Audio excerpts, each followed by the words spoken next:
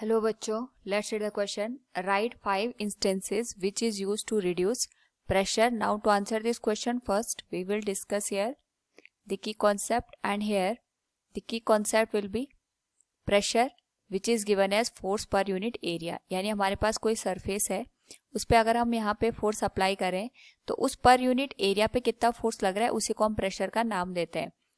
इस particular case में हमें एक बात ध्यान रखनी है कि जो क्रॉस सेक्शनल एरिया होता है या जिस एरिया पे हम फोर्स लगा रहे हैं ये प्रेशर के इन्वर्सली प्रोपोर्शन में आता है. यानी अगर हम यहाँ पे एरिया को बढ़ा दें उस पर्टिकुलर केस में जो प्रेशर लगेगा वो कम होगा, और अगर हम यहाँ पे एरिया को कम कर दें उस पर्टिकुलर केस में जो प्रेशर का अमाउंट होगा ये बढ़ जाएगा.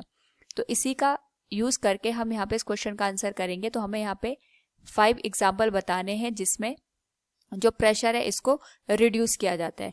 तो प्रेशर को रिड्यूस करने का मतलब ये होगा कि यहाँ पे हम एरिया को इंक्रीज कर देंगे. इस पर्टिकुलर केस में अगर हम बात करें यहाँ पे तो सबसे पहले जो स्कूल बैग्स होते हैं या हैंगिंग बैग्स होते हैं इनकी जो स्ट्रिप्स होती है ये वाइड रखी जाती है. वाइड रखने का रीज़न ये होता है कि यहाँ पे जो एरिया होगा वो हमारे पास बढ़ जाएगा, और एरिया बढ़ने की वजह से यहाँ पे पर यूनिट जो एरिया पे फोर्स लगेगा उसके करस्पॉन्डिंग जो प्रेशर यहाँ पे जनरेट होगा वो रिड्यूस हो जाएगा. तो जो शोल्डर है इस पे हमें कम पेन फील होगा as compare to the narrow strip. तो यहाँ पे जो स्कूल बैग या हैंगिंग बैग्स होते हैं इनकी जो स्ट्रिप्स होती है इनको हम वाइड रखते हैं जिसकी वजह से जो प्रेशर का अमाउंट हो वो रिड्यूस हो जाए. सेकंड, यहाँ पे जो एनिमल्स होते हैं बेसिकली अगर हम यहाँ पे बात करें कैमल की, तो कैमल के जो फीट होते हैं इनका जो एरिया होता है ये ज़्यादा होता है. एरिया ज़्यादा होने की वजह से यहाँ पे जब ये मूव करते हैं ऑन द सैंड तो जो कम प्रेशर जनरेट होता है जिसकी वजह से चलते हुए इन्हें आसानी होती है.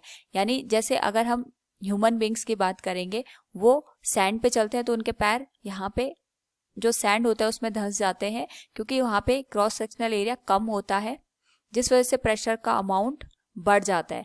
तो इसके अपोजिट जो कैमल्स होते हैं उनके फीट का एरिया यहाँ पे बढ़ जाता है या ज़्यादा होता है जिसके करस्पॉन्डिंग यहाँ पे जो सैंड है उस पर कम प्रेशर जनरेट होता है और इजीली यहाँ पे मूव कर जाते हैं ऑन द सैंड.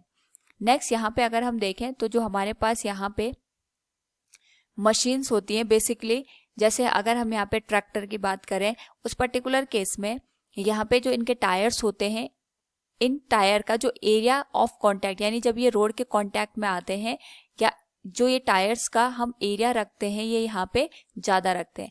ऐसा हम इसलिए करते हैं क्योंकि जब ये यहाँ पे फील्ड में वर्क करेंगे उस पर्टिकुलर केस में अगर यहाँ पे इन्हें मूव करना होता है तो उस पर्टिकुलर केस में हम ये चाहेंगे कि हमारे पास जो टायर है ये जो लैंड है उसमें धंसे नहीं. तो इसके लिए हम ये चाहेंगे कि यहाँ पे हमारे पास जो प्रेशर है उसका अमाउंट कम रहे. तो प्रेशर को कम करने के लिए जो टायर का एरिया होता है इसको हम यहाँ पे ब्रॉड रखते हैं ताकि यहाँ पे हमारे पास जो ट्रैक्टर है या जो मशीन है जैसे जेसीबी वगैरह हमारे पास होती है वो इजीली यहाँ पे फंक्शन कर पाए.